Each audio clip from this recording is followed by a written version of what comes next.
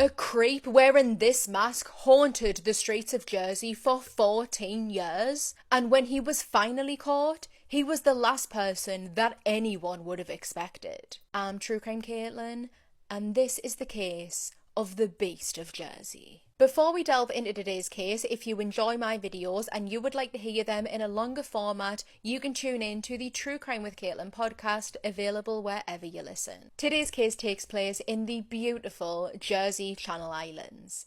It was a November evening in 1957 when a 29-year-old female nurse was stood at a bus stop when she was attacked from behind. A man wearing a frightening mask and a long raincoat struck her over the head, tied a rope around her neck, and then dragged her to a nearby field where he would go on to assault her so viciously that she was left needing stitches. She was left alive by her attacker, but absolutely traumatized. This would be the first of many attacks by the monster who was dubbed the Beast of Jersey. He would initially scope out and predominantly attacked women and young girls, prowling in the night, hunting them down, and then attacking. Each time he would use a rope to subdue his victims, either by tying it around their neck, binding their hands behind their back, or sometimes even both. They would then be pulled to nearby fields or concealed areas and then assaulted. Each of the victims would survive their attacker, and when they reported their attack to the police, they all described this man as wearing some sort of mask like this. He had more than one of them to conceal his identity. Because he was wearing this, the victims couldn't get a good look at him, but they would say that he was likely in his 40s. He was quite tall, he was around about 5'6", he had a moustache and also a musty smell about him. Come 1960, 3 years since his initial attack, the Beast would escalate. He would climb through the bedroom window of a 12-year-old boy who awoke to see this stood in the darkness at the bottom of his bed. Alongside this absolutely horrifying mask, the attacker had started wearing bracelets with nails protruding from them. Just as he did with his earlier victims, he would bind this child, take them to a field, and then assaulted him. Sometime later, a woman is asleep in her home in the middle of the night when she hears her downstairs phone ringing.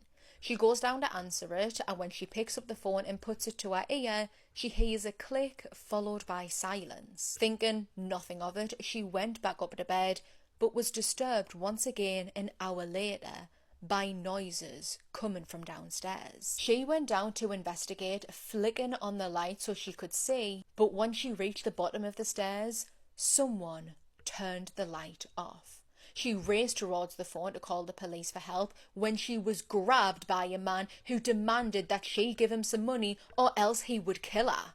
But when this man heard this woman's teenage daughter upstairs, he let go of the woman, making a beeline for the teen girl. The mother took this as an opportunity to run out of the house and to a nearby neighbour's house to call the police for help. The man had cut her own phone lines. By the time the woman arrived back home, the Beast had already left, and he had already barbarically assaulted her daughter. Pressure was reaching a boiling point for the police force on Jersey, as people all across the island were demanding answers. They were living in fear and terror that they could possibly be the next victim of this evil monster. Police would go on to arrest a local man, however he was very quickly released because they had absolutely no evidence against him.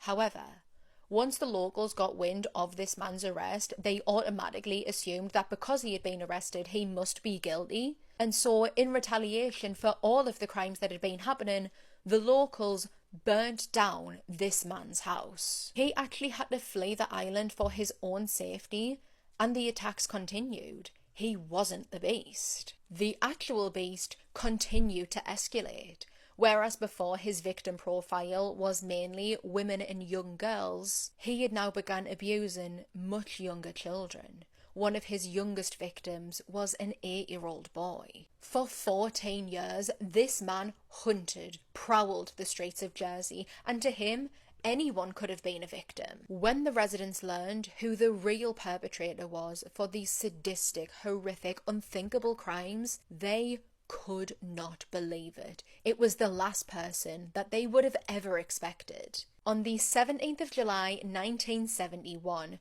two police officers who were just hours into their night shift were in the middle of a high-speed police chase. They were sat at some traffic lights when a car flew past them going straight through a red light, forcing these officers to chase after it. The car would eventually crash in a tomato field, and after a short on-foot pursuit, the officers would arrest 46-year-old Edward Pearsnell. Edward was a Jersey local. He was born and raised there. He was a married father, and he and his wife had actually ran a foster home for vulnerable children. The children who would go in and out of this home would refer to Edward as Uncle Ted, and he would be their Santa at Christmas, encouraging the children to sit on his knee. From the outside, he appeared to be very normal, kind, and even empathetic. He had never been in trouble with the police before, aside from one instance where during World War II, he stole food to give to starving families. When the car that he had attempted to speed away in was finally searched, officers would discover one of the very distinct masks that was worn by the Beast, along with other items that were connected to his crimes. Edward Pearsnell would be arrested in connection with the Beast of Jersey assaults, and he was convicted by a jury. Edward was handed a sentence of 30 years imprisonment for all of the horrific things that he did. However, he was let out after 20 years because of good behaviour, and this man actually tried to go back to Jersey, where he had inflicted all of that horror, but the locals quickly sorted that. They were not going to let him back on the island. Following this, he would move to the Isle of Wight, where he died in July of 1994 after suffering from a heart attack.